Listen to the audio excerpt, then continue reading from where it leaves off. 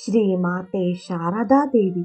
ಗುರುರ್ಬ್ರಹ್ಮ ಗುರುರ್ವಿಷ್ಣು ಗುರುರ್ದೇವೋ ಮಹೇಶ್ವರಃ ಗುರುರ್ ಸಾಕ್ಷಾತ್ ಪರಬ್ರಹ್ಮ ತಸ್ಮೈ ಶ್ರೀ ಗುರವೇ ನಮಃ.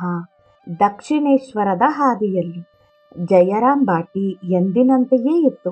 ಅದೇ ರಮ್ಯತೆ, ಅದೇ ಹೊಚ್ಚ ಹಸಿರಿನ ಬೆಳಗು ಎಲ್ಲರಿಗೂ ಆನಂದವನ್ನೀಯುತ್ತಿತ್ತು. ಶ್ರೀ ಮಾತೆಯವರ ಕುಟುಂಬದವರು ಮತ್ತಿತರರು ಎಂದಿನಂತೆಯೇ ಅವರೊಡನೆ ಸ್ನೇಹದಿಂದ ವರ್ತಿಸುತ್ತಿದ್ದರು. ಆದರೂ ಶ್ರೀ ಮಾತೆಯವರಿಗೆ ಮನಃಶಾಂತಿ ಇಲ್ಲ. ಕಾಮರಾಪುರದಲ್ಲಿ ಅನುಭವಿಸಿದ ಆ ದಿವ್ಯಾನಂದ ಇಲ್ಲಿ ದೊರೆಯುವುದೆಂತು? ಎಲ್ಲವೂ ಸಪ್ಪೆಯಾಗಿ ತೋರತೊಡಗಿತು ಅವರಿಗೆ. ಯಾವುದರಲ್ಲಿಯೂ ಆನಂದವನ್ನು ಕಾಣದೆ ಮನಸ್ಸು ಒಳಗಿಂದೊಳಗೆ ಆ ದಿವ್ಯಾನಂದಕ್ಕಾಗಿ ಹಾತೊರೆಯುತ್ತಿತ್ತು.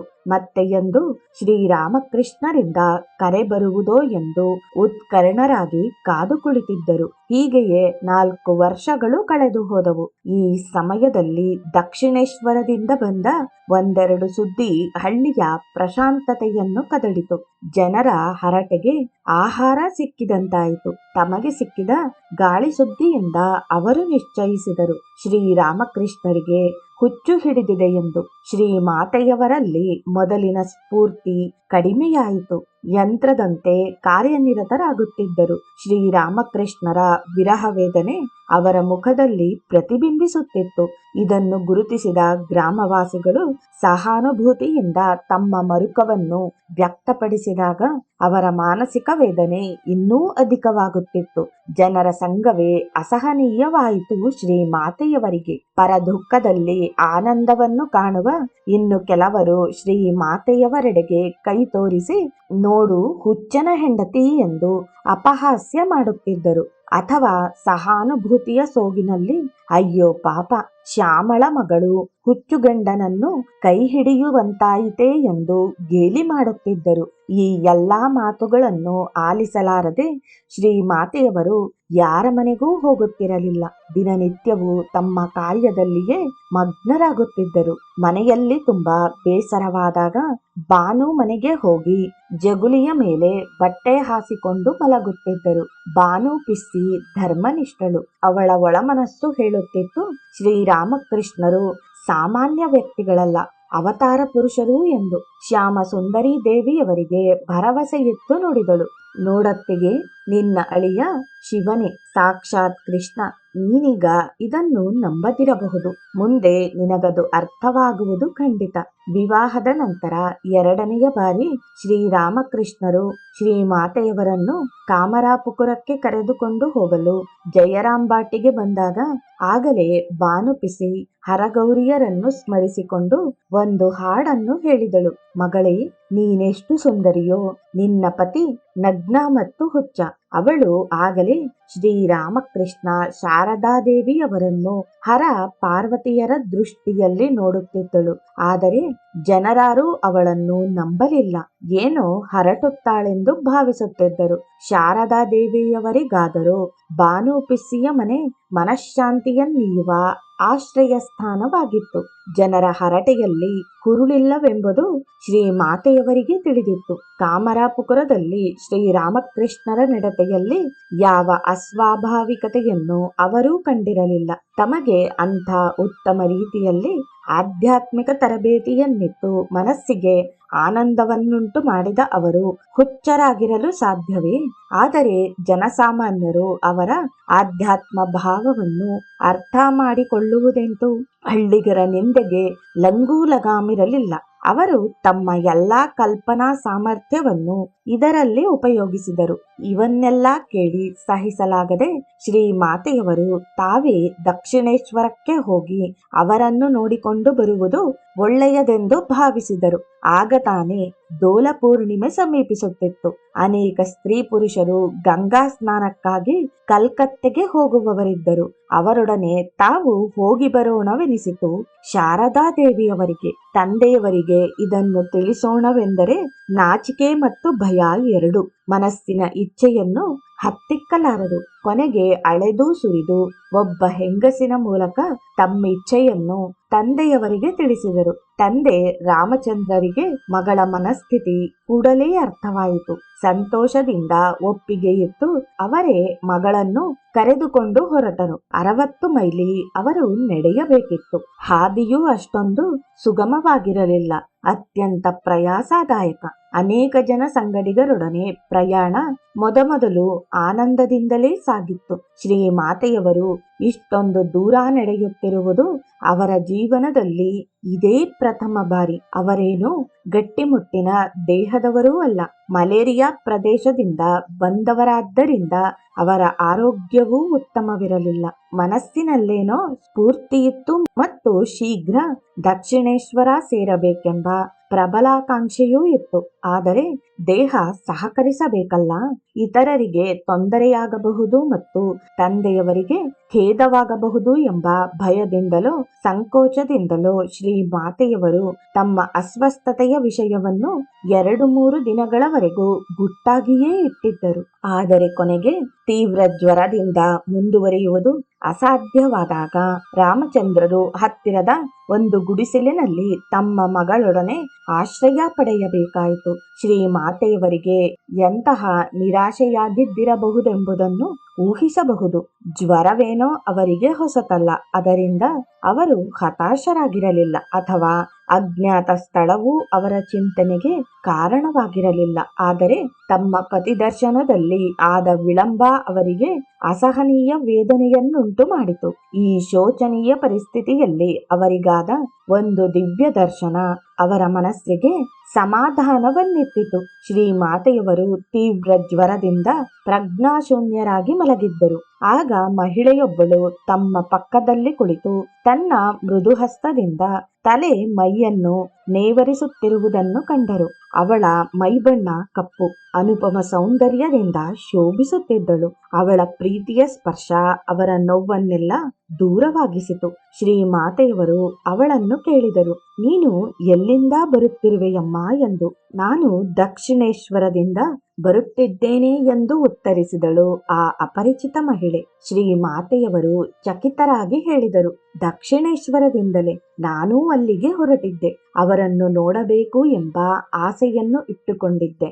ಆದರೆ ದಾರಿಯ ಮಧ್ಯೆ ಜ್ವರ ಬಂದು ನನ್ನ ಪಾಲಿಗೆ ಆ ಭಾಗ್ಯ ಇಲ್ಲವೆಂದು ಕಾಣುತ್ತೆ. ಇದಕ್ಕೆ ಮಹಿಳೆ ಹೇಳಿದಳು, ನೀನು ಚಿಂತಿಸಬೇಕಾಗಿಲ್ಲ. ನೀನು ದಕ್ಷಿಣೇಶ್ವರಕ್ಕೆ ಖಂಡಿತ ಹೋಗುವೆ. ಆರೋಗ್ಯವಂತಳಾಗಿ ನೀನಲ್ಲಿಗೆ ಹೋಗಿ ಅವರನ್ನು ನೋಡುತ್ತೀಯೆ. ನಿನಗಾಗಿಯೇ ನಾನು ಅವರನ್ನು ಅಲ್ಲಿ ಇರಿಸಿರುವೆ. ಶ್ರೀಮಾತೆಯವರೆಂದರು, ಹಾಗೇನು? ಹಾಗಾದರೆ ನಮಗೆ ನೀನೇನಾಗಬೇಕು? ನಾನು ನಿನ್ನ ಸೋದರಿ ಎಂದಳು ಮಹಿಳೆ. ಹೋ, ಆದ್ದರಿಂದಲೇ ನೀನಿಲ್ಲಿ ಬಂದಿರುವೆ ಎಂದು ಹೇಳುತ್ತಿದ್ದಂತೆಯೇ ಶ್ರೀಮಾತೆಯವರಿಗೆ ನಿದ್ರೆ ಬಂದು ಬಿಟ್ಟಿತು. ಮರುದಿನ ಬೆಳಿಗ್ಗೆ ನೋಡುವಾಗ ಶ್ರೀಮಾತೆಯವರಿಗೆ ಜ್ವರವೇ ಇರಲಿಲ್ಲ. ಆ ದಿವ್ಯ ದರ್ಶನದ ನಂತರ ಅವರ ಮನಸ್ಸಿನಲ್ಲಿ ಹೆಚ್ಚು ಉತ್ಸಾಹ ಉಂಟಾಯಿತು. ದೇಹದಲ್ಲಿ ಮೊದಲಿನಂತೆ ಲವಲವಿಕೆ ಕಾಣಿಸಿಕೊಂಡಿತು. ಮತ್ತೆ ಪ್ರಯಾಣ ಪ್ರಾರಂಭವಾಯಿತು. ಅದೃಷ್ಟವಶಾತ್ ಒಂದು ಪಲ್ಲಕ್ಕಿಯೂ ದೊರೆಯಿತು. ಹಾದಿಯ ಮಧ್ಯೆ ಮತ್ತೊಮ್ಮೆ ಶ್ರೀಮಾತೆಯವರಿಗೆ ಜ್ವರ ಬಂದಿತ್ತು. ಆದರೆ ಅಷ್ಟೊಂದು ತೀವ್ರವಾಗಿಲ್ಲದಿದ್ದುದರಿಂದ ಯಾರಿಗೂ ತಿಳಿಸದೆಯೇ ಪ್ರಯಾಣ ಮುಂದುವರಿಸಿ ರಾತ್ರಿ 9 ಗಂಟೆಯ ಹೊತ್ತಿಗೆ ದಕ್ಷಿಣೇಶ್ವರವನ್ನು ಸೇರಿದರು. ರಾಜಾರಾಮ್ ಬಾಟಿಯ ಜನರೆಲ್ಲ ದಕ್ಷಿಣೇಶ್ವರದಲ್ಲಿ ದೋಣಿಯಿಂದ ಇಳಿಯುತ್ತಿದ್ದಂತೆಯೇ ಶ್ರೀರಾಮಕೃಷ್ಣರು ಹೇಳಿದರು, ಓ ಹೃದು, ಇದು ರಾಹು ಕಾಲವಲ್ಲ ತಾನೇ? ಇದು ಪ್ರಥಮ ಬಾರಿ ಅವಳಿಲ್ಲಿಗೆ ಬರುತ್ತಿರುವುದು. ಈ ಮಾತನ್ನು ಶ್ರೀಮಾತೆಯವರೂ ಕೇಳಿಸಿಕೊಂಡರು. ದೋಣಿಯಲ್ಲಿಯೇ ರಾಹುಕಾಲ ಕಳೆದು ಹೋದುದರಿಂದ ಅವರು ನಿಶ್ಚಿಂತರಿದ್ದರು. ಅಷ್ಟೇ ಅಲ್ಲದೆ ಈ ಮಾತಿನಿಂದ ಪತಿಯ ತಮ್ಮ ಮೇಲಿನ ಪ್ರೀತಿಯ ಬಗ್ಗೆ ಪೂರ್ಣ ಭರವಸೆಯುಂಟಾಗಿ ನೇರವಾಗಿ ಅವರ ಕೊಠಡಿಗೆ ಹೋಗಿಬಿಟ್ಟರು. ನಂತರ ನಹಬತ್ ಖಾನೆ ಮತ್ತಿತರ ಸ್ಥಳಗಳಿಗೆ ಹೋದರು. ಶ್ರೀರಾಮಕೃಷ್ಣರು ಶಾರದಾದೇವಿಯವರನ್ನು ಕಂಡವರೇ, ನೀನು ಬಂದೆಯಾ?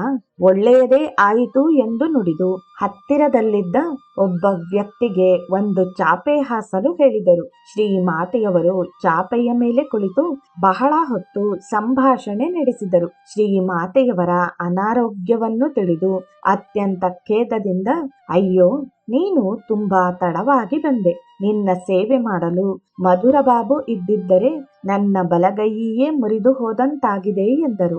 ರಾಣಿ ರಾಸಮಣಿಯ ಅಳಿಯ ಮಧುರನಾಥನು ತೀರಿ ಹೋಗಿ ಈಗ ಕೆಲವು ತಿಂಗಳುಗಳಾಗಿದ್ದವು. ಆತ ಶ್ರೀರಾಮಕೃಷ್ಣರಿಗೆ ಬೇಕಾದುದನ್ನೆಲ್ಲ ಒದಗಿಸಿ ಅಪಾರ ನಿಷ್ಠೆಯಿಂದ ಅವರ ಸೇವೆ ಸಲ್ಲಿಸುತ್ತಿದ್ದ. ಶ್ರೀರಾಮಕೃಷ್ಣರನ್ನು ನೋಡಿ ಮಾತನಾಡಿಸಿದ ಮೇಲೆ ಶ್ರೀಮಾತೆಯವರು ತಾವು ನಹಬತಿಗೆ ಹೋಗುವುದಾಗಿ ಹೇಳಿದರು. ಶ್ರೀರಾಮಕೃಷ್ಣರು ತಡೆದು, ಬೇಡ ಬೇಡ, ನೀನಲ್ಲಿಗೆ ಹೋದರೆ ನೋಡಿಕೊಳ್ಳುವುದು ಕಷ್ಟ.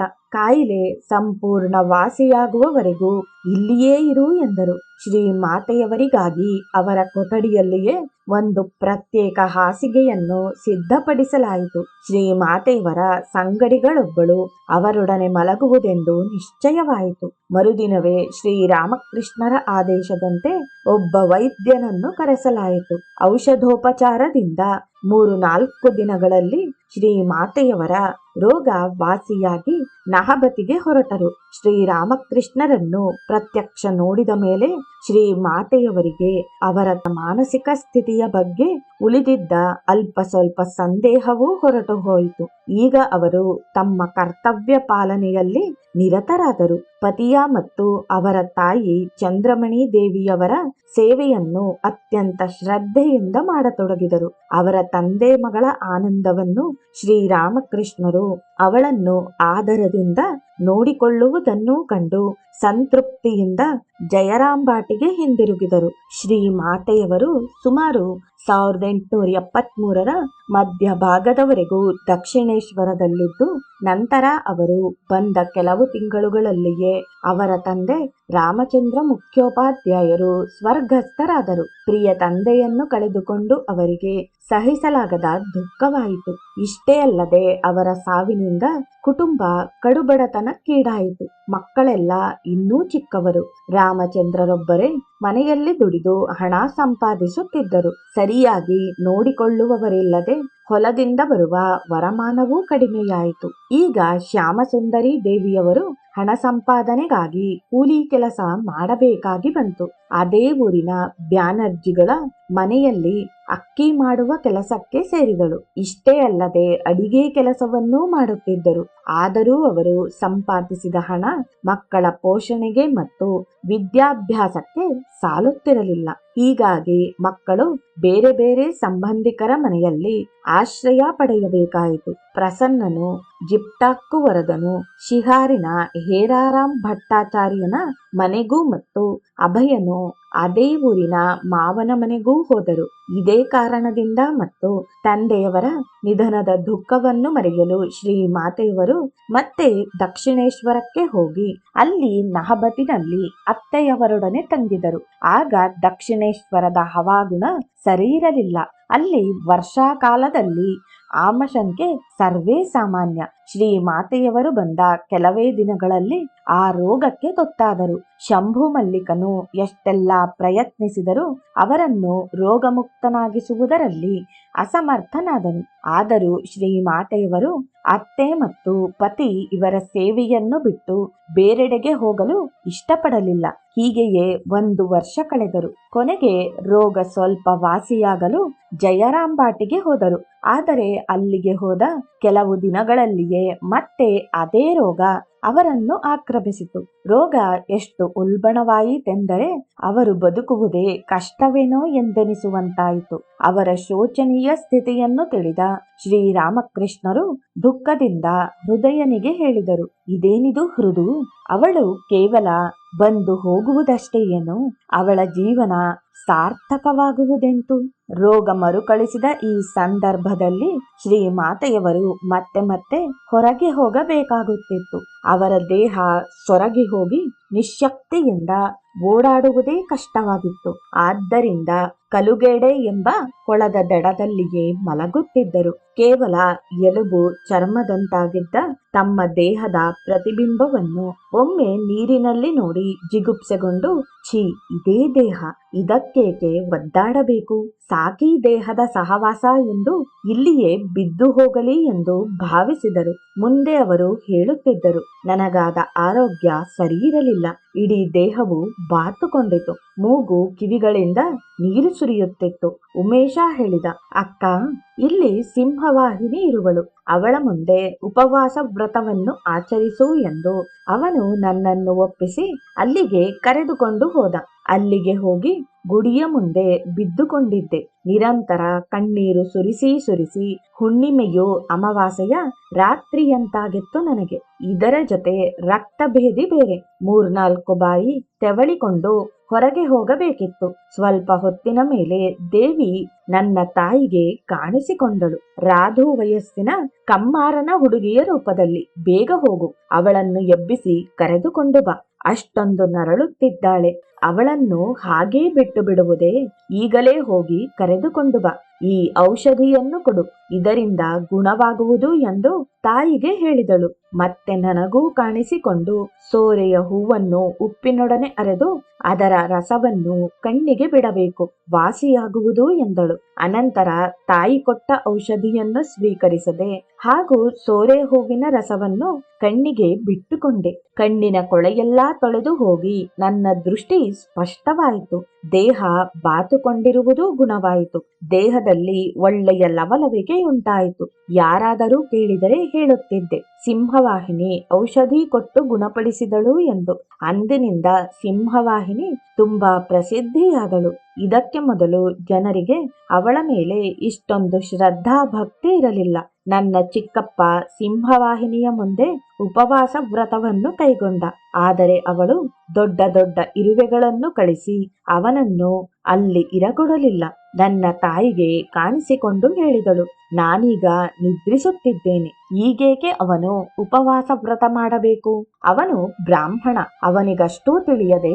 ನನ್ನ ತಾಯಿ ಹೇಳಿದಳು, ನೀನು ಇಷ್ಟೆಲ್ಲ ಮಾತನಾಡಿದೆ, ಔಷಧವನ್ನೂ ಹೇಳಿಬಿಟ್ಟಿದ್ದರೆ ಆಗುತ್ತಿತ್ತು. ರಕ್ತ ಭೇದಿಯೇನೋ ಗುಣವಾಯಿತು. ಶ್ರೀ ಮಾತೆಯವರಿಗೆ ಈಗ ದಕ್ಷಿಣೇಶ್ವರದ ಯೋಚನೆ. ಅಲ್ಲಿಗೆ ಹೋಗಬೇಕೆಂದು ಮನಸ್ಸು ಹಾತೊರೆಯುತ್ತಿದ್ದಂತೆಯೇ ಅವರಿಗೆ ಮಲೇರಿಯಾ ಶುರುವಾಯಿತು. ಅವರ ಪಿಹ್ಲಕೋಶ ಊದಿಕೊಂಡಿದ್ದುದರಿಂದ ಅದರ ಚಿಕಿತ್ಸೆಗಾಗಿ ಅವರನ್ನು ಕಾಯಾಪಾಟ್ ಬದನೆ ಗಂಜಿಗೆ ಕರೆದುಕೊಂಡು ಹೋಗಬೇಕಾಯಿತು. ಆ ಚಿಕಿತ್ಸೆ ಯಾವುದೋ ಹಳೆ ಕಾಲದ ವಿಚಿತ್ರ ರೀತಿಯ ಗ್ರಾಮ್ಯ ಪದ್ಧತಿ. ರೋಗಿಯನ್ನು ನೆಲದ ಮೇಲೆ ಮಲಗಿಸಿ ಅವನು ಅಲ್ಲಾಡದಂತೆ ಕೆಲವರು ಭದ್ರವಾಗಿ ಹಿಡಿದುಕೊಳ್ಳುವರು. ವೈದ್ಯ ಉರಿಯುವ ಕೊಳ್ಳಿಯಿಂದ ಪಿಹ್ಲಕೋಶವಿರುವ ಜಾಗದ ಮೇಲೆ ಬರೆ ಹಾಕುತ್ತಾನೆ. ಆ ಭಾಗದ ಚರ್ಮ ಸುಟ್ಟು ರೋಗಿ ವೇದನೆಯಿಂದ ಚೀತ್ಕಾರ ಮಾಡುತ್ತಾನೆ.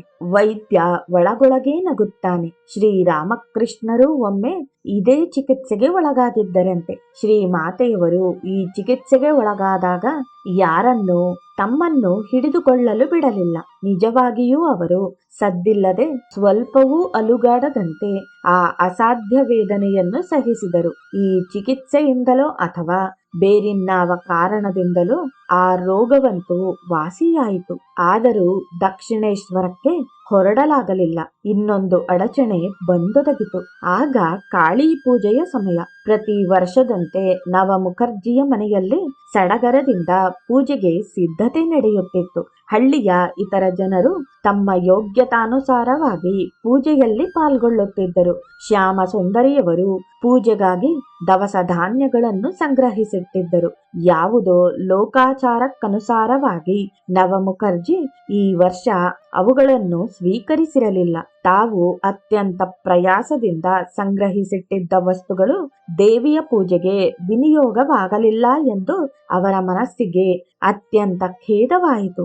ಅವರಿಗೆ ರಾತ್ರಿ ನಿದ್ದೆಯೇ ಬರಲಿಲ್ಲ. ಹೀಗೆ ತೀವ್ರ ಮಾನಸಿಕ ವೇದನೆಯಿಂದ ಕಾಲ ಕಳೆಯುತ್ತಿರುವಾಗ ಒಂದು ದಿನ ರಾತ್ರಿ ಸ್ವಪ್ನದಲ್ಲಿ ಒಬ್ಬಳು ಬಂದು ಅವರ ದೇಹವನ್ನು ತಟ್ಟಿ ಎಬ್ಬಿಸಿದಳು. ಶ್ಯಾಮಸುಂದರಿ ಕಣ್ಣು ತೆರೆದು ನೋಡುತ್ತಾರೆ. ಅಪಾರ ರಾಶಿಯ ರಕ್ತವರ್ಣದಿಂದ ಶೋಭಿಸುವ ದೇವಿಯೊಬ್ಬಳು ಬಾಗಿಲ ಹತ್ತಿರ ಕಾಲ ಮೇಲೆ ಕಾಲು ಹಾಕಿಕೊಂಡು ಕುಳಿತಿದ್ದಾಳೆ. ಅವಳಂದಳು, ನೀನು ಅಳುವುದೇಕೆ? ಕಾಳಿ ಪೂಜೆಗಾಗಿ ಸಂಗ್ರಹಿಸಿದ ದವಸ ಧಾನ್ಯಗಳನ್ನು ನಾನು ಸಂಗ್ರಹಿಸುತ್ತೇನೆ. ಅದಕ್ಕಾಗಿ ನೀನು ಚಿಂತಿಸಬೇಕಾಗಿಲ್ಲ. ಶ್ಯಾಮ ಸುಂದರಿ, ನೀನಾರು ಎಂದು ಅವಳನ್ನು ಕೇಳಲು, ನಾನು ಜಗದಾಂಬ, ಜಗದ್ದಾತ್ರಿ ರೂಪದಲ್ಲಿ ನಿನ್ನ ಪೂಜೆಯನ್ನು ಸ್ವೀಕರಿಸುತ್ತೇನೆ ಎಂದಳು ಆ ದೇವಿ. ಮರುದಿನ ಅವರು ತಮ್ಮ ಸ್ವಪ್ನದ ವಿಷಯವನ್ನು ಶ್ರೀಮಾತೆಯವರಿಗೆ ತಿಳಿಸಿದಾಗ ಅವರು ಆ ದೇವಿ ಜಗದ್ದಾತ್ರಿ ಎಂದೇ ಸ್ಪಷ್ಟೀಕರಿಸಿದರು. ಆಗ ಶ್ಯಾಮಸುಂದರಿ ಜಗದ್ದಾತ್ರಿ ಪೂಜೆ ಆಚರಿಸಲು ನಿರ್ಧರಿಸಿದರು. ಈಗವರು ಅತ್ಯಂತ ಸಂಭ್ರಮದಲ್ಲಿದ್ದರು. ಯಾವಾಗಲೂ ಪೂಜೆಯ ವಿಷಯವೇ ಅವರ ಬಾಯಲ್ಲಿ. ಅದಕ್ಕಾಗಿ ಎಲ್ಲ ಸಿದ್ಧತೆಗಳೂ ನಡೆದವು. ಜಗದ್ದಾತ್ರಿಯ ಒಂದು ಸುಂದರ ಮಣ್ಣಿನ ಮೂರ್ತಿ ಸಿದ್ಧವಾಯಿತು. ಪ್ರಸನ್ನ ದಕ್ಷಿಣೇಶ್ವರಕ್ಕೆ ಹೋಗಿ ಪೂಜೆಯ ಸುದ್ದಿಯನ್ನು ಶ್ರೀರಾಮಕೃಷ್ಣರಿಗೆ ತಿಳಿಸಿದ. ಅವರು ಸಂತೋಷದಿಂದ ಆಶೀರ್ವದಿಸಿ ಕಳಿಸಿದರು. ಪೂಜೆ ವಿಜೃಂಭಣೆಯಿಂದ ನಿರ್ವಿಘ್ನವಾಗಿ ನೆರವೇರಿತು. ಆಮಂತ್ರಿತರಾಗಿ ಬಂದಿದ್ದ ನೆರೆಹೊರೆಯ ಜನರನೇಕರಿಗೆ ಊಟ ಉಪಚಾರಗಳು ನಡೆದವು. ಮೂರ್ತಿಯನ್ನು ವಿಸರ್ಜಿಸುವ ಸಮಯದಲ್ಲಿ ಶ್ಯಾಮಸುಂದರಿ ದೇವಿಯ ಕಿವಿಯಲ್ಲಿ ಹೇಳಿದರು, ತಾಯಿ ಜಗಾಯ್, ಮುಂದಿನ ವರ್ಷ ಮತ್ತೆ ಬಾರಮ್ಮ. ವರ್ಷವೆಲ್ಲ ನಿನಗಾಗಿ ಎಲ್ಲ ವ್ಯವಸ್ಥೆ ಮಾಡುತ್ತೇನೆ. ಮುಂದಿನ ವರ್ಷ ಶ್ಯಾಮಸುಂದರಿ ಮಗಳಿಗೆ ಹೇಳಿದರು, ನೋಡು, ಜಗದ್ದಾತ್ರಿ ಪೂಜೆ ಆಗಬೇಕಾಗಿದೆ. ನೀನು ಏನಾದರೂ ಕೊಡು. ಶ್ರೀಮಾತೆಯವರು ಮುನಿಸಿಕೊಂಡು ನುಡಿದರು, ನಾನೆಲ್ಲಿಂದ ಕೊಡಲಿ? 1 ವರ್ಷ ಪೂಜೆ ಮಾಡಿದ್ದಾಯಿತು, ಸಾಕು. ಸುಮ್ಮನೆ ತೊಂದರೆಯನ್ನೇಕೆ ಹೆಚ್ಚಿಸಿಕೊಳ್ಳಬೇಕು? ಇದಾದ ನಂತರ ಅವರು ರಾತ್ರಿ ಸ್ವಪ್ನದಲ್ಲಿ ಮೂವರನ್ನು ಕಂಡರು. ಜಗದ್ದಾತ್ರಿ ಮತ್ತು ಅವಳ 2 ಸಖಿಯರು, ಜಯ ಮತ್ತು ವಿಜಯ. ಹಾಗಾದರೆ ನಾವು ಹೋಗಬಹುದೇ ಎಂದು ಶಾರದಾದೇವಿಯವರನ್ನು ಪ್ರಶ್ನಿಸಿದರು. ನೀನಾರು ಎಂದು ಕೇಳಲು, ನಾನೇ ಜಗದ್ದಾತ್ರಿ ಎಂದಳು ದೇವಿ. ಶ್ರೀಮಾತೆಯವರು ಕೇಳಿಯೇ ಅತ್ಯಂತ ಸಂತ್ರಸ್ತರಾಗಿ ನುಡಿದರು, ಇಲ್ಲ, ನೀನೆಲ್ಲಿಗೆ ಹೋಗುತ್ತೀ? ಬೇಡ ಬೇಡ, ನಾನೇನು ಹೊರಟು ಹೋಗಲು ಹೇಳಲಿಲ್ಲ. ಇಲ್ಲಿಂದ ಮುಂದೆ ಪ್ರತಿ ವರ್ಷವೂ ಪೂಜೆ ನಡೆಯತೊಡಗಿತು. ಮೊದಲ 4 ವರ್ಷ ಶ್ಯಾಮ ಸುಂದರಿ ದೇವಿಯವರ ಹೆಸರಿನಲ್ಲಿ ಪೂಜೆ ನಡೆಯಿತು. ಮುಂದಿನ 4 ವರ್ಷ ಶ್ರೀಮಾತೆಯವರ ಹೆಸರಿನಲ್ಲಿ ನಡೆಯಿತು. ಮತ್ತೆ 4 ವರ್ಷ ಅವರ ಚಿಕ್ಕಪ್ಪ ನೀಲಮಾಧವನ ಹೆಸರಲ್ಲಿ ನಡೆಯಿತು. ಎಲ್ಲರ ಹೆಸರಲ್ಲಿಯೂ ಪೂಜೆ ನಡೆದು ಹೋಗಿದ್ದುದರಿಂದ 12 ವರ್ಷಗಳಾದ ಮೇಲೆ ಇನ್ನು ಪೂಜೆಯ ಅವಶ್ಯಕತೆ ಇಲ್ಲವೆಂದು ಶ್ರೀಮಾತೆಯವರು ಭಾವಿಸಿದರು. ಈ ಅಭಿಪ್ರಾಯವನ್ನು ವ್ಯಕ್ತಪಡಿಸಿದ ದಿನವೇ ಅವರಿಗೆ ದೇವಿ ಸ್ವಪ್ನದಲ್ಲಿ ಕಾಣಿಸಿಕೊಂಡು ಮಧು ಮುಖರ್ಜಿಯ ಸೋದರತ್ತೆ ಪೂಜೆ ಮಾಡಬೇಕೆಂದಿರುವುದನ್ನು ತಿಳಿಸಿ, ಹಾಗಾದರೆ ನಾನು ಹೋಗಲೇ ಎಂದು 3 ಬಾರಿ ಕೇಳಿದಳು. ಶ್ರೀಮಾತೆಯವರು ದೇವಿಯ ಪಾದವನ್ನು ಹಿಡಿದುಕೊಂಡು, ಇಲ್ಲ, ನಿನ್ನನ್ನು ಎಲ್ಲಿಗೂ ಹೋಗಲು ಬಿಡುವುದಿಲ್ಲ. ಪ್ರತಿ ವರ್ಷವೂ ಪೂಜೆ ನಡೆಸುತ್ತೇನೆ ಎಂದು ಬೇಡಿದರು. ಈ ನಿರ್ಧಾರದೊಡನೆ ಮುಂದೆ ಶಾಶ್ವತವಾಗಿ ಪೂಜೆ ಮುಂದುವರಿಯಲು 3.5 ಎಕರೆ ಭತ್ತದ ಹೊಲವನ್ನು ಪಡೆದು ಅದಕ್ಕಾಗಿ ಮೀಸಲಿರಿಸಿದರು. ಅದರಿಂದ ಬರುವ ವರಮಾನ ಮತ್ತು ಭಕ್ತರು ಕೊಡುವ ಕಾಣಿಕೆ ಇವುಗಳ ಮೂಲಕ ಇಂದಿಗೂ ಶ್ರೀರಾಮಕೃಷ್ಣ ಸಂಘವು ಜಯರಾಮ್ ಬಾಟಿಯ ಶ್ರೀ ಶಾರದಾದೇವಿಯವರ ಮಂದಿರದಲ್ಲಿ ಶ್ರೀ ಜಗದ್ದಾತ್ರಿ ಪೂಜೆಯನ್ನು ಅದ್ದೂರಿಯಿಂದ ನಡೆಸಿಕೊಂಡು ಬರುತ್ತಿದೆ.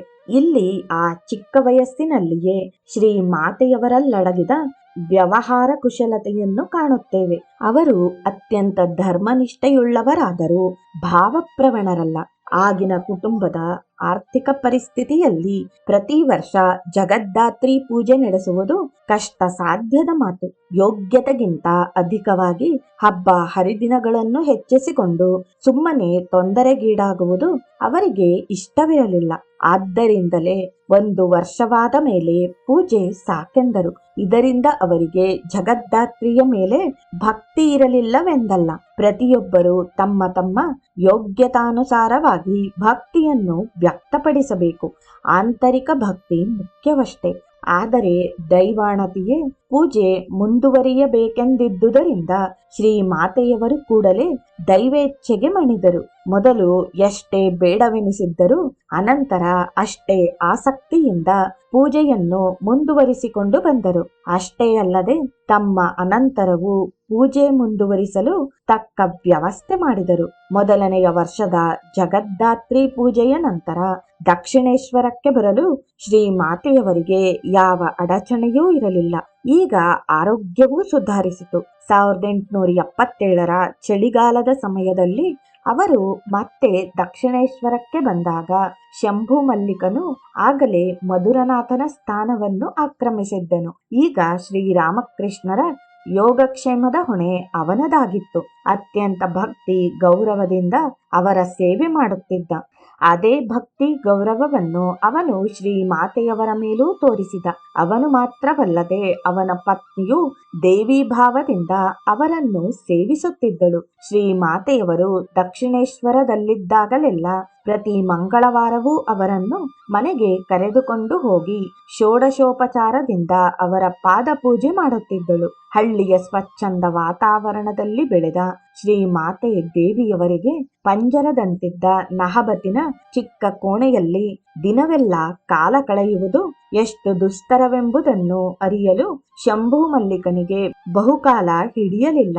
ಆದ್ದರಿಂದ ಅವರಿಗಾಗಿ ದೇವಸ್ಥಾನದ ಹತ್ತಿರದಲ್ಲೇ ಒಂದು ಹುಲ್ಲಿನ ಮನೆಯನ್ನು ಕಟ್ಟಿಸಲು ನಿರ್ಧರಿಸಿ 250 ರೂಪಾಯಿಗೆ ಭೂಮಿ ಖರೀದಿಸಿದ. ಶ್ರೀರಾಮಕೃಷ್ಣರ ಆಪ್ತ ಭಕ್ತ ಕ್ಯಾಪ್ಟನ್ ವಿಶ್ವನಾಥ ಉಪಾಧ್ಯಾಯನಿಗೆ ಈ ವಿಷಯ ತಿಳಿದು ಅದಕ್ಕೆ ಬೇಕಾಗುವ ಮರವನ್ನು ಒದಗಿಸುವುದಾಗಿ ಮಾತು ಕೊಟ್ಟನು.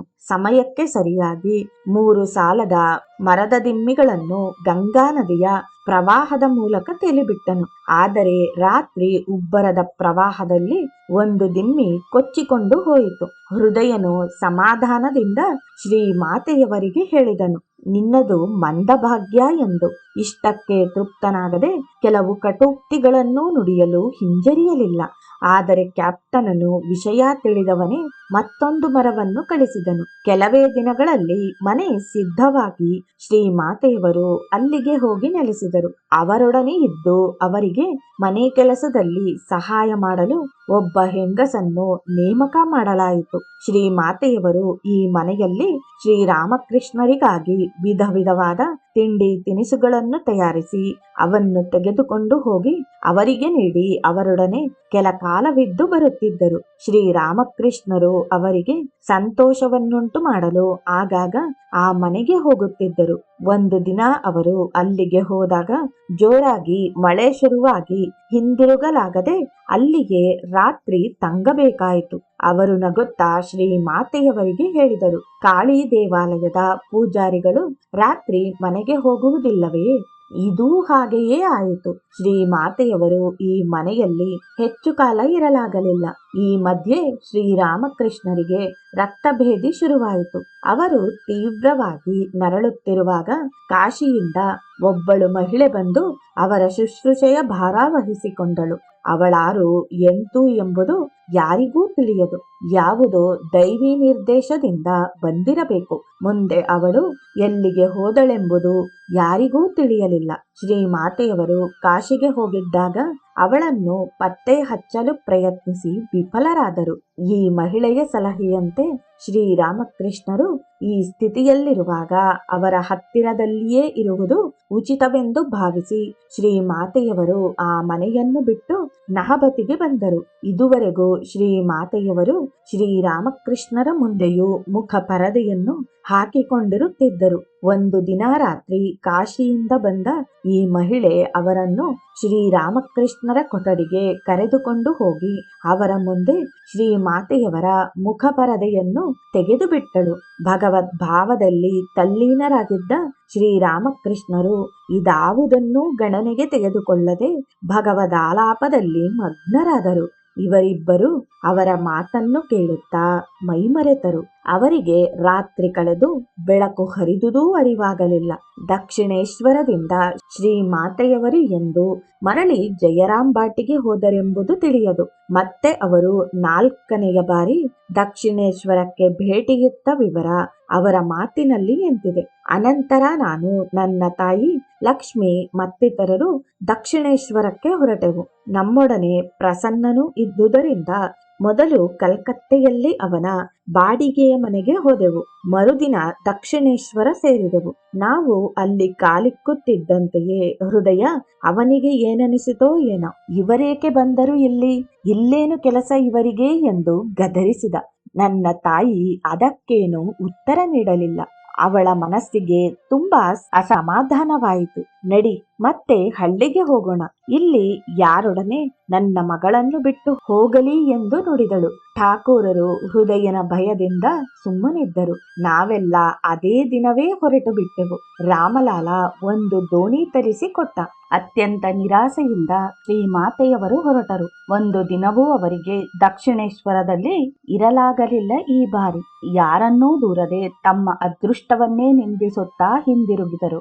ಹೊರಡುವ ಮುನ್ನ ಜಗನ್ಮಾತೆ ಕಾಳಿಗೆ ಹೇಳಿದರು, ನೀನೆಂದು ಕರೆಸಿಕೊಳ್ಳುತ್ತೀಯೋ ಅಂದು ಬರುತ್ತೇನೆ. ಹೃದಯ ತನ್ನ ದುರಹಂಕಾರದಿಂದ ಅಸಭ್ಯ ರೀತಿಯಲ್ಲಿ ವರ್ತಿಸಿ ಇತರರನ್ನು ನೋಯಿಸುವುದಲ್ಲದೆ ತನಗೂ ವಿಪತ್ತನ್ನು ತಂದುಕೊಂಡನು. ಶ್ರೀಮಾತೆಯವರೊಡನೆ ಅವನ ದುರ್ವರ್ತನೆ ಇಂದು ಪ್ರಥಮ ಬಾರಿಯಲ್ಲ. ಹಿಂದೊಮ್ಮೆ ಅವನು ಅವರಿಗೆ ಅಗೌರವವನ್ನು ತೋರಿಸಿದಾಗ ಶ್ರೀರಾಮಕೃಷ್ಣರು ಅವನಿಗೆ ಎಚ್ಚರಿಕೆಯನ್ನಿತ್ತು ಹೇಳಿದರು, ಓ ಹೃದು, ನೀನು ಇದಕ್ಕೆ ತುಚ್ಛ ಮಾತುಗಳನ್ನು ಆಡಬಹುದು. ತಮ್ಮ ದೇಹದ ಕಡೆಗೆ ಬೆಟ್ಟು ಮಾಡಿ ಹೇಳಿದರು. ಆದರೆ ಅವಳ ವಿಚಾರದಲ್ಲಿ ಹಾಗೆ ಮಾಡಬೇಡ. ಇದರೊಳಗೇನಿದೆಯೋ ಅದು ಹೆಡೆಯೆತ್ತಿದರೆ ನಿನಗೆ ರಕ್ಷಣೆ ಸಿಕ್ಕಿದರೂ ಸಿಗಬಹುದು. ಆದರೆ ಅವಳ ಒಳಗೆ ಏನಿದೆಯೋ ಅದು ಹೆಡೆಯೆತ್ತಿತೆಂದರೆ ಬ್ರಹ್ಮ, ವಿಷ್ಣು, ಮಹೇಶ್ವರರೂ ನಿನ್ನನ್ನು ರಕ್ಷಿಸಲಾರರು. ಅವನ ಕಠಿಣ ಹೃದಯದ ಮೇಲೆ ಇದು ಯಾವ ಪರಿಣಾಮವನ್ನೂ ಉಂಟು ಮಾಡಲಿಲ್ಲ. ಅವನ ದಕ್ಷಿಣೇಶ್ವರ ಜೀವನ ಕೊನೆಗೊಳ್ಳುವ ಸಮಯ ಬಂದೊದಗಿತು. ತನ್ನ ದುರಾವಸ್ಥೆಗೆ ತಾನೇ ಹಾದಿ ಮಾಡಿಕೊಂಡ. ಅವನು ಒಮ್ಮೆ ಮಧುರನಾಥನ ಮಗ ತ್ರೈಲೋಕ್ಯನ ಮಗಳನ್ನು ಕುಮಾರಿ ರೂಪದಲ್ಲಿ ಪೂಜಿಸಿದನು. ಬ್ರಾಹ್ಮಣನು ತನಗಿಂತ ಕೀಳು ಜಾತಿಗೆ ಸೇರಿದ ಕುಮಾರಿಯನ್ನು ಪೂಜಿಸಿದರೆ ಅವಳಿಗೆ ಅನಿಷ್ಟವೆಂದು ಜನರ ನಂಬಿಕೆ. ಹೃದಯನ ಈ ಆಚರಣೆಯಿಂದ ತ್ರೈಲೋಕ್ಯನ ಕೋಪ ನೆತ್ತಿಗೇರಿತು. ಕೂಡಲೇ ಅವನನ್ನು ದಕ್ಷಿಣೇಶ್ವರದಿಂದ ಓಡಿಸಿದ. ಹೀಗೆ ಶ್ರೀಮಾತೆಯವರ ಮುಂದಿನ ಭೇಟಿಗೆ ದಾರಿ ಸುಗಮವಾಯಿತು. ಮುಂದೆ ಶ್ರೀರಾಮಕೃಷ್ಣರ ಅಣ್ಣ ರಾಮೇಶ್ವರನ ಮಗ ರಾಮಲಾಲನು ಕಾಳಿ ಮಂದಿರದ ಪೂಜಾರಿಯಾಗಿ ನಿಯಮಿಸಲ್ಪಟ್ಟನು. ಅವನಿಗೆ ಶ್ರೀರಾಮಕೃಷ್ಣರ ಮೇಲೆ ಗೌರವವಿತ್ತು. ಆದರೆ ಪೂಜಾರಿಯ ಸ್ಥಾನ ಅವನ ತಲೆ ಕೆಡಿಸಿತು. ಅಹಂಕಾರದ ದೆಸೆಯಿಂದ ಅವರ ಸೇವೆಯನ್ನು ಕಡೆಗಣಿಸಿದನು. ಇದರಿಂದ ಅವರಿಗೆ ತುಂಬಾ ಕಷ್ಟವಾಗಿ ಶ್ರೀಮಾತೆಯವರಿಗೆ ದಕ್ಷಿಣೇಶ್ವರಕ್ಕೆ ಬರಬೇಕೆಂದು ಹೇಳಿ ಕಳಿಸಿದರು. ಶ್ರೀಮಾತೆಯವರು ಕೂಡಲೇ ಹೊರಟು ಬಂದರು. ಇದು ಅವರ 5ನೆಯ ಭೇಟಿ. ಇದಾದ ಮೇಲೆ ಅವರು ಜಯರಾಮ್ ಬಾಟಿಗೆ ಹೋಗಿ 7-8 ತಿಂಗಳುಗಳಿದ್ದರು. ಮತ್ತೆ ಅವರು ದಕ್ಷಿಣೇಶ್ವರಕ್ಕೆ ಬಂದದ್ದು 1884ರ ಜನವರಿಯಲ್ಲಿ. ಅದೇ ಸಂದರ್ಭದಲ್ಲಿಯೇ ಭಾವ ಸಮಾಧಿಯಲ್ಲಿ ಓಡಾಡುತ್ತಿರುವಾಗ ಎಡವಿ ಬಿದ್ದು ಶ್ರೀರಾಮಕೃಷ್ಣರ ಎಡಗೈ ಮೂಳೆ ಸ್ಥಾನಪಲ್ಲಟವಾಗಿತ್ತು. ಶ್ರೀಮಾತೆಯವರು ಬಂದು ಅವರ ಕೊಠಡಿಗೆ ಹೋಗಿ ಬಟ್ಟೆಯ ಗಂಟನ್ನು ಕೆಳಗಿಟ್ಟು ಅವರಿಗೆ ಪ್ರಣಾಮ ಮಾಡುತ್ತಿರುವಾಗ ಯಾವಾಗ ಹೊರಟೆ ಎಂದು ಅವರು ಕೇಳಿದರು. ಗುರುವಾರ ಮಧ್ಯಾಹ್ನ ಶ್ರೀಮಾತೆಯವರು ಜಯರಾಮ್ ಬಾಟಿಯನ್ನು ಬಿಟ್ಟರೆಂಬುದನ್ನು ತಿಳಿದು ಹೇಳಿದರು. ನೀನು ಗುರುವಾರ ಮಧ್ಯಾಹ್ನ ಹೊರಟಿರುವುದರಿಂದಲೇ ನನ್ನ ಕೈ ಮುರಿದು ಹೋಯಿತು. ಹೋಗು ಹೋಗು, ಹಿಂತಿರುಗಿ ಹೋಗಿ ಮತ್ತೆ ಬಾ. ಶ್ರೀಮಾತೆಯವರು ಅಂದೇ ಹೊರಡುವುದರಲ್ಲಿದ್ದರು. ಆದರೆ ಶ್ರೀರಾಮಕೃಷ್ಣರ ಆದೇಶದಂತೆ ಅಂದು ಅಲ್ಲಿಯೇ ಇದ್ದು ಮರುದಿನ ಜಯರಾಮ್ ಬಾಟಿಗೆ ಹಿಂತಿರುಗಿದರು. ಅನಂತರ ಎಂದು ಅವರು ದಕ್ಷಿಣೇಶ್ವರಕ್ಕೆ ಬಂದರು ಮತ್ತು ಎಂದು ಹಳ್ಳಿಗೆ ಹಿಂದಿರುಗಿದರು ಎಂಬುದು ಸರಿಯಾಗಿ ತಿಳಿಯದು. ಆದರೆ ಇಷ್ಟಂತೂ ನಿಜ, 1884ರಲ್ಲಿ ರಾಮಲಾಲನ ವಿವಾಹದ ಸಂದರ್ಭದಲ್ಲಿ ಅವರು ಕಾಮರಾಪುರದಲ್ಲಿದ್ದರು ಮತ್ತು ಮುಂದಿನ ವರ್ಷದ ಪ್ರಾರಂಭದಲ್ಲಿ ದಕ್ಷಿಣೇಶ್ವರಕ್ಕೆ ಬಂದರು. ಮತ್ತೆ ಬಹುಶಃ ಅವರು ಶ್ರೀರಾಮಕೃಷ್ಣರ ಲೀಲಾವಸಾನದವರೆಗೂ ಜಯರಾಮ್ ಬಾಟಿಗೆ ಹೋಗಲಿಲ್ಲ. ಶ್ರೀಮಾತೆಯವರು ಸಾಮಾನ್ಯವಾಗಿ ಕಾಲ್ನಡಿಗೆಯಲ್ಲಿಯೇ ದಕ್ಷಿಣೇಶ್ವರಕ್ಕೆ ಬಂದು ಹೋಗುತ್ತಿದ್ದರು. ಕೆಲವೊಮ್ಮೆ ಎತ್ತಿನ ಗಾಡಿ ಅಥವಾ ಪಲ್ಲಕ್ಕಿಯ ವ್ಯವಸ್ಥೆ ಇರುತ್ತಿತ್ತು. ಅವರ ಸಂಗಡ ಸಂಬಂಧಿಕರಾದರೂ ಇರುತ್ತಿದ್ದರು. ಪ್ರಯಾಣ ಅತ್ಯಂತ ಪ್ರಯಾಸದಾಯಕವೆಂಬುದು ಪ್ರತ್ಯೇಕವಾಗಿ ಹೇಳಬೇಕಾಗಿಯೇ ಇಲ್ಲ. ಆದರೂ ಈ ಅವಧಿಯಲ್ಲಿ ಅವರು 6-7 ಬಾರಿಯಾದರೂ ದಕ್ಷಿಣೇಶ್ವರಕ್ಕೆ ಬಂದು ಹೋಗಿರಬಹುದು. ಕೆಲವೊಮ್ಮೆ ಕಾಮರಾಪುರದಿಂದಲೂ ಬರುತ್ತಿದ್ದರು. ಶ್ರೀರಾಮಕೃಷ್ಣರು ಕೂಡ ಆಗಾಗ ಕಾಮರಾಪುರಕ್ಕೆ ಬಂದಾಗಲೆಲ್ಲ ಜಯರಾಂಬಾಟಿಗೆ ಹೋಗದೇ ಇರುತ್ತಿರಲಿಲ್ಲ. ಒಮ್ಮೆ ಅವರು ಜಯರಾಂಬಾಟಿಯಲ್ಲಿದ್ದಾಗ ರಾತ್ರಿ ತುಂಬಾ ಹಸಿವಾಯಿತು ಅವರಿಗೆ. ಆಗ ಎಲ್ಲರೂ ಕೂಡ ಗಾಢ ನಿದ್ರೆಯಲ್ಲಿದ್ದರು. ಎಲ್ಲರನ್ನೂ ಎಬ್ಬಿಸಿ ತಮಗೆ ಕೂಡಲೇ ಊಟ ಹಾಕಬೇಕೆಂದು ಒತ್ತಾಯಿಸಿದರು. ಸ್ತ್ರೀಯರೆಲ್ಲ ಸಂದಿಗ್ಧಕ್ಕೊಳಗಾದರು. ಏಕೆಂದರೆ ಪಾತ್ರೆಯೆಲ್ಲ ಖಾಲಿಯಾಗಿತ್ತು. ನೀರಿನಲ್ಲಿ ನೆನೆಸಿಟ್ಟ ಸ್ವಲ್ಪ ಅಕ್ಕಿ ಇತ್ತಷ್ಟೇ. ಆ ನಡುರಾತ್ರಿಯಲ್ಲಿ ಅದನ್ನು ಹೇಗೆ ಅವರಿಗೆ ಕೊಡುವುದು?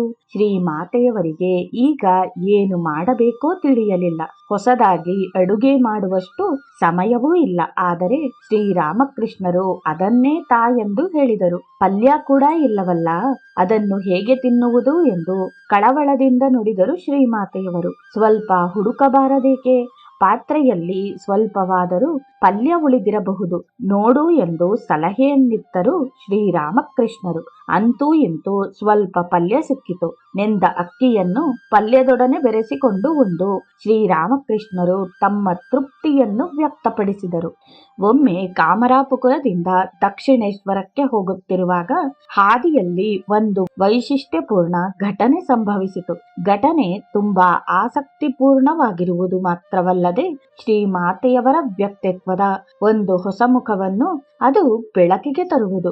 ಒಂದು ಶುಭ ದಿನದಂದು ಹಳ್ಳಿಯ ಜನರು ಗಂಗಾ ಸ್ನಾನಕ್ಕಾಗಿ ಕಲ್ಕತ್ತೆಗೆ ಹೋಗುವವರಿದ್ದರು. ಶಾರದಾದೇವಿಯವರು ಕಾಮರಾಪುರದಿಂದ ಲಕ್ಷ್ಮೀದೇವಿ ಮತ್ತು ಶಿವರಾಮ ಇವರಿಂದೊಡಗೂಡಿ ಆ ಜನರೊಡನೆ ಕಲ್ಕತ್ತೆಗೆ ಹೊರಟರು.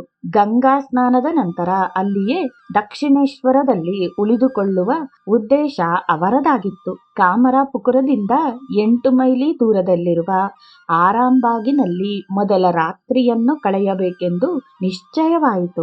ಇದಾದ ಮೇಲೆ ಬರುವುದು ತಲೋಭೋಲೋ ಎಂಬ ಪ್ರದೇಶ. ಅದು ದರೋಡೆಕೋರರಿಗೆ ಪ್ರಸಿದ್ಧವಾದ ಸ್ಥಳ. ನೆನಪಿಸಿಕೊಂಡರೆ ಭಯ ಹುಟ್ಟಿಸುತ್ತಿತ್ತು. ಆ ಪ್ರದೇಶದಲ್ಲಿ ಹಗಲು ಹೊತ್ತು ಜನರು ಒಬ್ಬೊಬ್ಬರೇ ಓಡಲು ಹೆದರುತ್ತಿದ್ದರು. ಶ್ರೀಮಾತೆ ಮತ್ತು ಸಂಗಡಿಗರು ಆರಾಂಬಾಗಿಗೆ ಬಂದು ನೋಡುತ್ತಾರೆ. ಸಂಜೆಯಾಗಲು ಇನ್ನೂ ಬಹಳ ಸಮಯವಿದೆ. ಬೇಗನೆ ನಡೆದರೆ ಸಂಜೆಯ ಒಳಗೆ ಆ ಭೀಷಣ ಪ್ರದೇಶವನ್ನು ದಾಟಿ ತಾರಕೇಶ್ವರ ಸೇರಬಹುದೆಂದು ಎಲ್ಲರೂ ಭಾವಿಸಿದರು. ಶ್ರೀಮಾತೆಯವರಿಗೆ ಅಷ್ಟೊಂದು ನಡೆಯುವುದು ದುಸ್ಸಾಧ್ಯವೆಂದು ತೋರಿದರೂ ಇತರರಿಗೆ ತೊಂದರೆಯಾಗಬಾರದೆಂದು ಒಪ್ಪಿಕೊಂಡರು. ಎಲ್ಲರೂ ದ್ರುತಗತಿಯಿಂದ ಪ್ರಯಾಣ ಮುಂದುವರಿಸಿದರು. ಆದರೆ ಸ್ವಲ್ಪ ದೂರ ಹೋಗುವುದರಲ್ಲೇ ಶ್ರೀಮಾತೆಯವರಿಗೆ ತೀರಾ ದಣಿವಾಗಿ ನಡೆಯುವುದರಲ್ಲಿ ಹಿಂದೆ ಬೀಳತೊಡಗಿದರು. ಅವರ ಸಂಗಡಿಗರು ಅವರಿಗಾಗಿ ಅಲ್ಲಲ್ಲಿ ನಿಂತು ಮುಂದುವರಿಯುತ್ತಿದ್ದರು. ಸಂಜೆ ಸಮೀಪಿಸುತ್ತಿದೆ.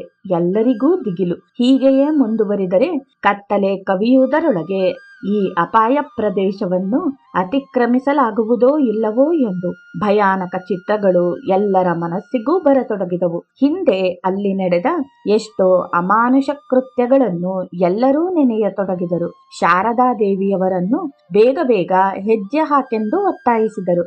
ಆದರೆ ಆಗಲೇ ಬಳಲಿ ಬೆಂಡಾಗಿದ್ದ ಶಾರದಾದೇವಿಯವರಿಗೆ ಅವರೊಡನೆ ತ್ವರಿತ ಗತಿಯಲ್ಲಿ ಮುನ್ನಡೆಯುವುದು ಅಸಾಧ್ಯವೆಂದು ತೋರಿತು. ತಮ್ಮಿಂದಾಗಿ ಇತರರು ಕಷ್ಟಕ್ಕೀಡಾಗದಿರಲೆಂದು ಭಾವಿಸಿ ತಮ್ಮನ್ನು ನಿರೀಕ್ಷಿಸದೆ ಅವರ ಪಾಡಿಗೆ ಅವರು ಮುಂದುವರಿಯಬೇಕೆಂದು ತಿಳಿಸಿದರು. ಆಗ ಸಂಗಡಿಗರು ತಾವು ಶಾರದಾದೇವಿಯವರನ್ನು ಎಂತಹ ಗಂಡಾಂತರದಲ್ಲಿ ಸಿಲುಕಿಸಿ ಹೋಗುತ್ತಿರುವೆವೆಂಬುದರ ಪರಿವೆಯೇ ಇಲ್ಲದೆ ತಮ್ಮ ಆತ್ಮರಕ್ಷಣೆಯೊಂದನ್ನೇ ಚಿಂತಿಸುತ್ತಾ ಹರೆಯದ ಹೆಂಗಸೊಬ್ಬಳನ್ನೇ ಆರಕ್ಷಕಳನ್ನಾಗಿ ಬಿಟ್ಟು ಓಡುತ್ತಾ ಹೊರಟು ಹೋದರು. ಸೂರ್ಯಾಸ್ತವಾಯಿತು. ಎಲ್ಲೆಲ್ಲಿಯೂ ಗಾಢಾಂಧಕಾರ ಕವಿದಿದೆ. ಆ ದಟ್ಟ ಅಡವಿಯ ನಿರ್ಜನ ಪ್ರದೇಶ ಆ ಅಂಧಕಾರವನ್ನು ಇನ್ನೂ ವೃದ್ಧಿಸಿತು. ಶಾರದಾದೇವಿಯವರು ಏಕಾಂಗಿಯಾಗಿ ದಾರಿ ಕಾಣದೆ ಉತ್ಕಟಿತರಾಗಿ ಮೆಲ್ಲನೆ ಮುಂದುವರಿಯುತ್ತಿದ್ದಾರೆ. ಏನೋ ಸದ್ದಾಯಿತು. ತಲೆ ಎತ್ತಿ ನೋಡುತ್ತಾರೆ. ಒಂದು ಕರಾಳ ಮೂರ್ತಿ ತಮ್ಮೆಡೆಗೆ ಬರುತ್ತಿದೆ. ಇದ್ದಿಲನ್ನೂ ನಾಚಿಸುವ ಮೈಬಣ್ಣ, ದಟ್ಟ ತಲೆಕೂದಲು, ಹೆಗಲ ಮೇಲೆ ಒಂದು ಉದ್ದನೆಯ ದೊಣ್ಣೆ, ಕೈಯಲ್ಲಿ ಬೆಳ್ಳಿಯ ಬಳೆಗಳು, ಅತ್ಯಂತ ವಿಕಾರವಾದ ಕಣ್ಣುಗಳು. ಶಾರದಾದೇವಿಯವರ ಎದೆ ಝಲ್ಲೆಂದಿತು. ಅವರು ಮುಂದಡಿ ಇಡದಾದರು. ಇವನು ದರೋಡೆಕೋರನೇ ಎಂದು ಅವರು ನಿಶ್ಚಯಿಸಿದರು. ಅವನು ಸಮೀಪಿಸಿ ಕರ್ಕಶ ಧ್ವನಿಯಲ್ಲಿ, ಯಾರದು? ಈ ಸಮಯದಲ್ಲಿ ಇಲ್ಲೇಕೆ ನಿಂತಿರುವೆ? ಎಲ್ಲಿಗೆ ಹೋಗಬೇಕು ಎಂದು ಗುಡುಗಿದ. ಪೂರ್ವ ದಿಕ್ಕಿಗೆ ಎಂದರು ಶ್ರೀಮಾತೆ. ಅದಕ್ಕೆ ಈ ಹಾದಿಯಲ್ಲಿ ಈ ದಿಕ್ಕಿನಲ್ಲಿ ಹೋಗಬೇಕು ಎಂದು ಗಡುಸಾಗಿ ನುಡಿದ. ಶ್ರೀಮಾತೆಯವರು ನಿಂತಲ್ಲಿಂದ ಕದಲಲಿಲ್ಲ. ಆ ಮನುಷ್ಯ ಮತ್ತೂ ಸಮೀಪಕ್ಕೆ ಬಂದ. ಆದರೆ ಶ್ರೀಮಾತೆಯವರ ಮುಖವನ್ನು ನೋಡಿದಾಗ ಇದ್ದಕ್ಕಿದ್ದಂತೆಯೇ ಅವನಲ್ಲಿ ಪರಿವರ್ತನೆಯುಂಟಾಯಿತು. ಅವನು ಮೃದು ಧ್ವನಿಯಲ್ಲಿ ಶ್ರೀಮಾತೆಯವರನ್ನು ಉದ್ದೇಶಿಸಿ ಹೇಳಿದ, ಭಯಪಡಬೇಕಾಗಿಲ್ಲ. ನನ್ನೊಡನೆ ಒಬ್ಬಳು ಸ್ತ್ರೀ ಇದ್ದಾಳೆ, ಹಿಂದೆ ಬರುತ್ತಿರುವಳು. ತತ್ಕ್ಷಣವೇ ಶ್ರೀಮಾತೆಯವರ ದೃಷ್ಟಿ ದೂರದಲ್ಲಿ ಬರುತ್ತಿದ್ದ ಮಹಿಳೆಯ ಮೇಲೆ ಬಿತ್ತು. ಆಗ ಅವರು ಧೈರ್ಯ ತಂದುಕೊಂಡು, ತಂದೆ ನನ್ನ ಸಂಗಡಿಗರು ನನ್ನನ್ನು ಬಿಟ್ಟು ಹೋದರು. ನಾನು ದಾರಿ ತಪ್ಪಿರುವೆ. ನೀನು ನನ್ನನ್ನು ಕರೆದುಕೊಂಡು ಹೋಗಿ ಅವರೊಡನೆ ಸೇರಿಸುತ್ತೀಯಾ? ನಿನ್ನ ಅಳಿಯ ದಕ್ಷಿಣೇಶ್ವರದ ರಾಣಿ ರಾಸಮಣಿಯ ಕಾಳಿ ದೇವಾಲಯದಲ್ಲಿ ಇರುವರು. ನಾನು ಅವರೆಡೆಗೆ ಹೋಗುತ್ತಿದ್ದೇನೆ. ನೀನು ಅಲ್ಲಿಯವರೆಗೂ ನನ್ನನ್ನು ಕರೆದುಕೊಂಡು ಹೋಗಿಬಿಟ್ಟರೆ ಅವರು ನಿನಗೆ ಆದರದ ಸತ್ಕಾರ ನೀಡುವರು. ಈ ಮಾತು ಮುಗಿಯುವಷ್ಟರಲ್ಲಿಯೇ ಆ ಮಹಿಳೆ ಸಮೀಪಿಸಿದಳು. ಶ್ರೀಮಾತೆಯವರು ಪೂರ್ಣ ವಿಶ್ವಾಸದಿಂದ ಅವಳ ಕೈಯನ್ನು ಹಿಡಿದುಕೊಂಡು, ತಾಯಿ, ನಾನಿನ್ನ ಮಗಳು ಶಾರದೆ. ಸಂಗಡಿಗರೆಲ್ಲ ನನ್ನನ್ನು ವಿಷಮ ಪರಿಸ್ಥಿತಿಯಲ್ಲಿ ಬಿಟ್ಟು ಹೊರಟು ಹೋದರು. ಅದೃಷ್ಟವಶಾತ್ ತಂದೆ ಮತ್ತು ನೀನು ಸಿಕ್ಕಿದಿರಿ. ಇಲ್ಲದಿದ್ದರೆ ನನ್ನ ಗತಿ ಏನಾಗುತ್ತಿತ್ತೋ? ಶ್ರೀಮಾತೆಯವರ ನಿಸ್ಸಂಕೋಚ ಸರಳ ವರ್ತನೆಯಿಂದಲೋ ವಿಶ್ವಾಸಪೂರ್ಣ ಮಧುರಾಲಾಪದಿಂದಲೋ ಆ ದರೋಡೆಕೋರ ದಂಪತಿಗಳ ಮನಸ್ಸು ಕರಗಿ ಹೋಯಿತು. ಅವರನ್ನು ತಮ್ಮ ಮಗಳೆಂದೇ ಭಾವಿಸಿ ಸಮಾಧಾನದ ನುಡಿಗಳಿಂದ ಸಂತೈಸಿದರು ಆ ಡಕಾಯಿತ ದಂಪತಿಗಳು.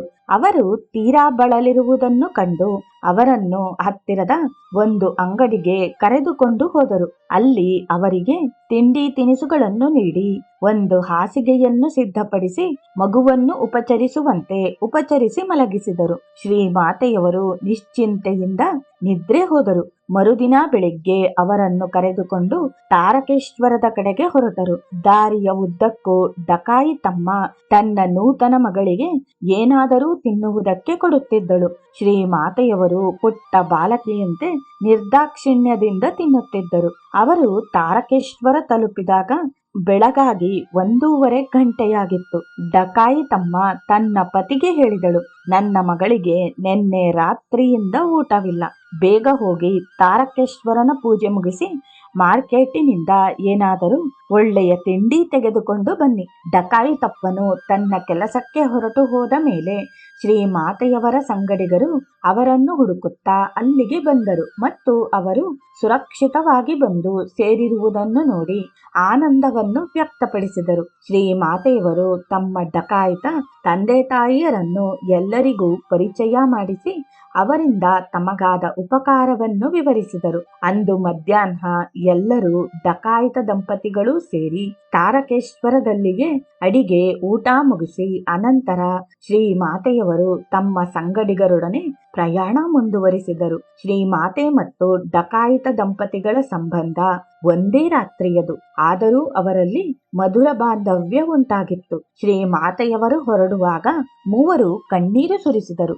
ದಂಪತಿಗಳಿಬ್ಬರು ಸ್ವಲ್ಪ ದೂರ ಅವರನ್ನು ಹಿಂಬಾಲಿಸಿದರು. ಡಕಾಯಿತಮ್ಮ ಅಲ್ಲಿಗೆ ಹೊಲದಲ್ಲಿ ಸ್ವಲ್ಪ ಬಟಾಣಿಯನ್ನು ಕಿತ್ತು ಅದನ್ನು ಶ್ರೀಮಾತೆಯವರ ಸೆರಗಿನ ತುದಿಯಲ್ಲಿ ಕಟ್ಟಿ, ಮಗು ಶಾರದೆ ರಾತ್ರಿ ಅರಳು ತಿನ್ನುವಾಗ ಅದನ್ನು ಇದರ ಜೊತೆ ಸೇರಿಸಿಕೋ ಎಂದು ವಾತ್ಸಲ್ಯದಿಂದ ನುಡಿದಳು. ಕೊನೆಗೆ ಡಕಾಯಿತ ದಂಪತಿಗಳು ದಕ್ಷಿಣೇಶ್ವರಕ್ಕೆ ಬರುವುದಾಗಿ ಮಾತು ಕೊಟ್ಟ ಮೇಲೆ ಹೇಗೋ ಅವರಿಂದ ಬೀಳ್ಕೊಂಡು ಶ್ರೀಮಾತೆಯವರು ಹೊರಟರು. ದಂಪತಿಗಳು ತಮ್ಮ ಪ್ರತಿಜ್ಞೆಯನ್ನು ಮರೆಯಲಿಲ್ಲ. ದಕ್ಷಿಣೇಶ್ವರಕ್ಕೆ ಅನೇಕ ಬಾರಿ ಬಂದಿದ್ದರು.